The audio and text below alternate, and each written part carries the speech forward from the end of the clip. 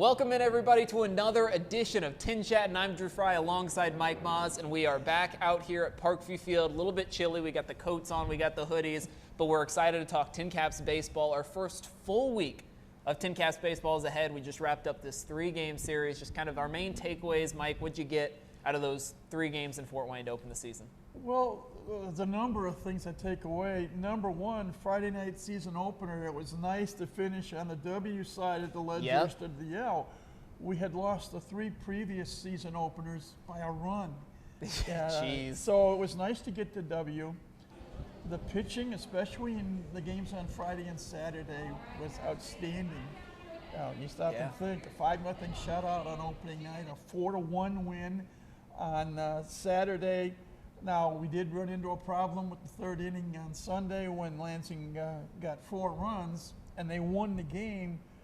But one of the things that I liked, even though the team lost on Sunday, they didn't give up. They fought back. And they fought back, and they actually had the tying runs on at 2nd and 3rd. The team was trailing 5-3, but it was 5-3, but we had runners on 2nd and 3rd with 1 out.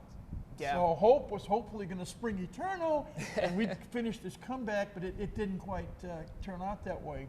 Yeah. But the team didn't give up. And that's something that Lukas Ray, the new manager, had been talking about was, we asked him what sort of energy, what sort of ball club are we going to see this summer, and that's one thing that he said is we're going to play hard whether we're down 17, we're going to play hard whether we've got the tying run on base, and they stayed in it. Yeah, at no point were they ever out of a game. Yeah, and the pitching was very good. We talked before we started the segment, even though it's only 3 games in, the TinCaps lead the entire 12-team Midwest League with the best team earned run average, which is not much over 0. Right. I mean, only 6 runs in the span of those 3 games. And I'll try to capsulize it a little bit, Drew. Opening game on Friday night, we get 3 runs in the 1st inning and 2 runs in the 2nd. Yeah. That was it for the offense, but the quick start. And then you take the good pitching, and we turned 2 double plays. Yeah. So the defense was there. We always talk about, the key to success, pitching, hitting, defense. And the team showed that. The good pitching Friday, the defense with the 2 double plays. Yeah, one of them being, would it be a 5-4-6 double play, I think is the way that maps out. Not your standard type of double play, but true. But that's heads up, just athleticism, heads up baseball IQ that it was on display. But a 5-0 win Friday. Then Saturday, 2 key, 2-out, 2-run doubles provided the offense. And it was a close game. That second 2-out, 2-run double came in the 8th inning. And that you can just exhale because it's not quite as much pressure going into the 9th, because all of a sudden now you have a 3-run lead instead of a 1-run lead. Right. So taking advantage of clutch 2-out hits, run-producing hits.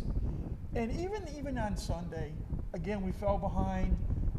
That 4-run inning really was the downfall, if you want to call it that. But the fact that the team didn't give up, and they came so close to pulling it out. So again, it's only a 3-game to talk about, but the fact that the team won 2 out of 3. Yeah. The team had the good pitching and the defense, and got the base the running clutch as well. hits, and the base running as well.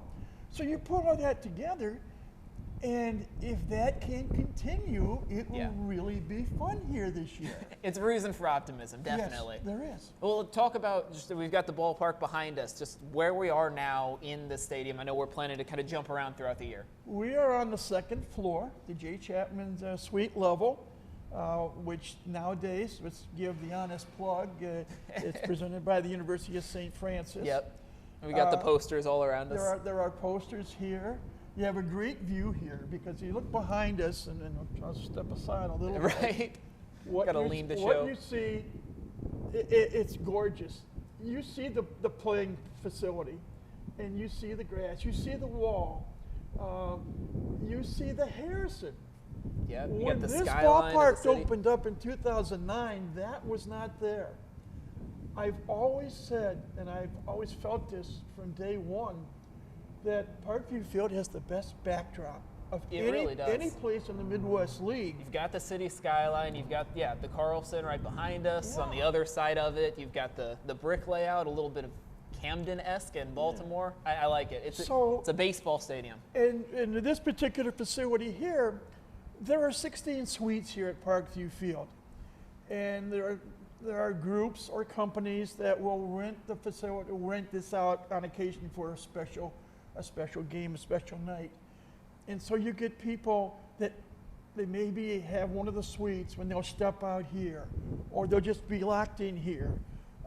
You have all the amenities you want, you get served and what have you. But you get to see what's happening from a second floor perspective. Good view for the game itself. Field, and you can see what can happen during the game. But then you can also see, for example, in asking you viewers, funnel your vision towards 11 o'clock, if you will. And you see toilet field box seats, but you also see beyond that on the concourse, the area where young kids can play to their heart's content.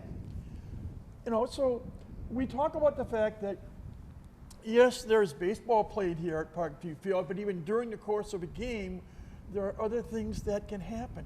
And you get a place for the youngsters, as example. Yeah. And then you do your peripheral vision look, and you'll see the concourse, and you can see fans sitting, and you can look at some of the suites, and down on the concourse level, there's the Orchard Team store. And they can take care of you. They've got a lot of great things there, so you can remember your experience coming here to Parkview Field. It's meant to be a very kind of community feel. Yeah. So, again, I'm selfish because I get to do this for a living. I come here, of course, and I'm intent on what happens on the field. But a lot of families just want to come out for the experience, whether it's just being with family or watching the entertainment, and there'll be lots of entertainment as the season progresses, or party, seeing friends, or whatever. Just even the stuff in between the innings. We saw Johnny TinCap, of course, out over the weekend. I think he accidentally popped one of the musical chairs at one point. That was just it's the off the field, well, on the field, but outside of the game action that still kind of leads to this experience. I mentioned this last week, and it's been a theme for 20 years, not just every year in this ballpark, but even before at Memorial Stadium. Family, fun, entertainment. Right. That's what the staff here, the goal is that people who come here will have family, fun, entertainment. Whether it's the baseball per se, or whether it's the between innings, or the acts that will come here during the course of the year, or the opportunities to do other little things, be it coming and sitting in a suite, or like I said, we talked about the kids playing in the playground area. Right, we got that rock wall out or there. Later on in the back to the right a little bit, there's the 400 Club and the Summit, U.S. Bank on top of the 400 Club. Yeah. So there's other groups and other things that can happen. It's just other reasons to spend a fun evening here in downtown Fort Wayne. Yeah. Well, just talk about that community feel. I mean, that's something when we talked to Ray, he talked about, obviously this team plays for the Padres, but they play for the city of Fort Wayne. Yeah. One of the moments that stood out to me during that opening day game, Brandon Butterworth hit his double to lead off his season. Coasting to second base, turned to the Fort Wayne dugout, and just kind of displayed the letters across his chest for all the fans. He's representing Fort Wayne as well. And just, even though it was cold, it was raining that day, you could still tell, there's some energy back in Fort Wayne having TinCaps baseball here. Yeah. And the other thing, if we can earmark baseball per se for a moment. Right. We mentioned briefly last week when we talked about Lukas Ray, the youngest manager in the Midwest League. Yeah. Found out during yesterday's broadcast that I mentioned that perhaps the TinCaps have the youngest manager-pitching coach combination. Right. And I found out, thanks to my colleague, our newest intern that works with us on the broadcast Jaden Taylor, Arizona State grad. Got to give him the plug for that. Of course. And he did some work. And we do have the youngest when you have Lukas Ray at 28 and Thomas Eshelman at 30. Lucas is not the youngest manager. Okay. He's the second youngest manager. Interesting. Yeah. But as far as combining manager and pitching coach, we do have the youngest tandem. Yeah. And that's going to help this team down the road because these guys have had experience. Ash has had major league experience pitching. Right. So he can relay that experience. And yet, at 28 and 30, they're not that much older than some of the players on the roster. So they know what these guys in their early or mid-20s, how they think and what they want to do and so forth. And I think that will help when you have the communication relationship between a manager and a player, or a pitching coach and a player, or hitting coach and a player. And especially with so many of these guys playing on that Lake Elsinore team last year with Lukas Ray. That 71 and 58 record, that first half Southern Division championship in the Cal League, making it not only to the championship series, they fall in third in deciding game 2-1. I mean, oh, so close. But it is a winning culture. It is. And lest we forget, and don't tar and feather me, last year, TinCaps were 53 and 79. Yes. Second lowest amount of wins in franchise history. Yeah. And when we're going back to the days of the Wizards. Of the Wizards, yeah. Going back to 1993. So getting this 2-1 start to the season is a big, big thing. Yeah. And now the key is, can the team build on it? Right. They will leave Tuesday morning, bright and early at 9 a.m. and head to Dayton, Ohio. They will take on the Dayton Dragons, the high A affiliate of the Cincinnati Reds, in a 6-game series. Dragons were swept over the weekend on the road at West Michigan. So they're going to be hungry. And they're going to want to get things started. Yep. So now you have your clash, a 2-1 team going up against an 0-3 team. But that 2-1 team has already started building inner confidence in themselves. Yeah. So granted, and being on the road, it is different than being at home. You're on a bus. You're staying in a hotel. In terms of preparation for the game, the home team always has batting practice and infield practice first. Yep. And then the visiting team does theirs, and theirs is much closer to game time. Right. So now you've got to make that adjustment where instead of getting ready to go and stretching and maybe being ready to go at 3 o'clock or 3:30 or 2:30. It's a whole different routine. Now you got to wait until maybe 5 o'clock before you actually get out there. So now what do? Well, I know some of the things that they do. Some of the guys play cards.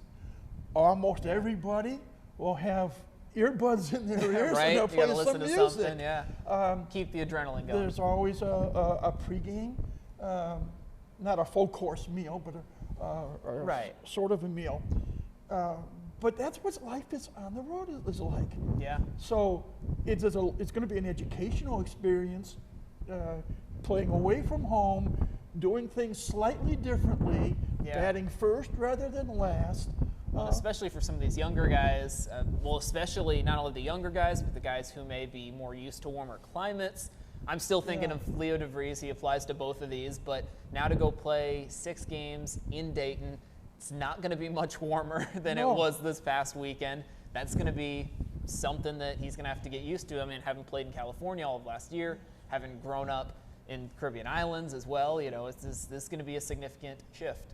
But the other thing, especially this week in Dayton, Dayton has led the Midwest League in attendance since they moved to Dayton from Rockford, Illinois for the start of the 2000 season. Yeah, that could We're be a going fun on atmosphere. 25 years, take away the 2020 season, which never materialized. Of course. But outside of that, Dayton has supported their team, and the numbers, I mean, we're talking some of our viewers who are here in Fort Wayne, maybe Fort Wayne Comet hockey fans. Right. They know that the Comets normally will run 7,000 to 8,000 a night.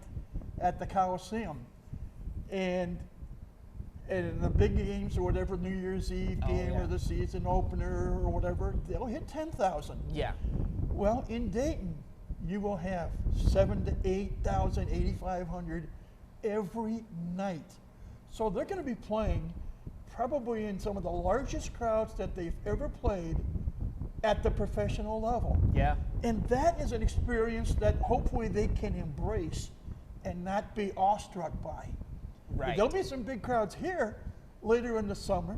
Yes. But for this Dayton, might be the first taste of it. for Dayton, it happens all the time. Yeah. So that's going to be an experience that hopefully they will embrace and not become intimidated by. Right. So it's all part of the learning process. Oh, yeah. And that's what's fun about this. Yeah. Well, the one thing I'm really looking forward to, I know we've talked about this a little bit earlier, but with this Dayton series, there's the potential, hasn't happened yet, but the potential for the matchup of two of baseball's top 25 prospects, Leo De Vries representing the TinCaps and Chase Burns on the representing the Dayton Dragons. He's number 2 overall draft pick this past year. Heading into that matchup, that's going to take us into sort of our question of the week. This is this sort of newer thing that we're trying.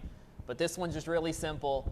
If we get that De Vries and Burns matchup, what is your prediction? Who's coming out on top? I would be kicked off of this ledge Right. You if I have to didn't say Leo De Vries. Yeah. I was so impressed by him in the games on Friday and Saturday. That's right. You have reason. By his preparation and his mental outlook. Yeah. You and I talked off air earlier. He's got a smile. And I mentioned this on one of our broadcasts on the radio, that there is a difference between confidence and cockiness. Right. I honestly believe, and I've only seen him for 2 games here, but from what I have seen, De Vries exudes confidence. He always seems to have a smile on his face, no matter what. And he seems can swing and relaxed. miss at a pitch, or that. He's still got a smile because he prepares. At his age, I haven't seen many, if any, people prepare mentally like he is doing. Yeah. Well, he talked preseason about just his dad took him to baseball games when he was a kid. He fell in love with the sport. Here he is now, 18 years old, still in love with that sport, clearly. Yeah. And so I was very impressed by that. And, Lukas Ray has him hitting in the leadoff spot. And I think one of the reasons that not only is he physically talented, but he's mentally prepared. And we always talk about how a team can win. You set the tone. In this particular week's case, because the TinCaps are the visiting team, they can set the tone by getting on the scoreboard first and early. And it all starts with the leadoff batter. And Leo De Vries will be the leadoff batter. First at bat of the TinCaps season. So if he gets on base, now what? Does he try to steal a base? Which is exactly how his first plate appearance went. And the pressure automatically goes on the defense and on the opposing pitcher. Because now the next batter comes up, the pitcher doesn't want to groove one. Right. But he's got to keep his one eye on what De Vries is doing on base. Yeah. And that just opens up the possibilities offensively. That's one of the great things that I love about this game of baseball. I call it, it's a plethora of chess matches that go on between players and managers and coaches, pitchers, catchers, hitters, whatever. Yeah.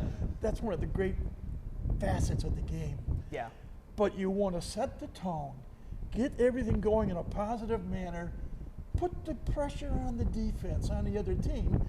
It all starts with the leadoff man, and he will do that. He being De Vries will start with that starting on Tuesday night.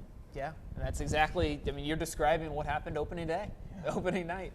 That was a lot of fun to see. I'm going to say, because I do think De Vries is going to get at least 1 hit. I think he's going to get multiple bats, so I'll say split, maybe 1 for 2 day on Burns. That's going to be my prediction. That's fair enough. I think it's about as boring of a prediction, but I'm excited for the match. The matchup's not going to be boring. I'm going to be paying attention to that. So I'm looking forward to seeing that. It will be a fun matchup. Yeah. 6 games at Dayton. And then we'll be right back here next week just talking about what happened and then previewing what we got ahead. Which will be Lake County. The captains will come to town next week, and hopefully the weather will be a little bit warmer. Right, a little bit warmer. We've got the wind blowing on us right now. You can see the. Again, a taste of baseball on the road this week for the TinCaps. It's going to be good for them. We wish them the best of luck. Yeah. All right. Well, thanks, Mike, for joining me. That's going to do it for this edition of TinChattin. Thanks for watching. And as we said, we'll be back next week. We'll see you then.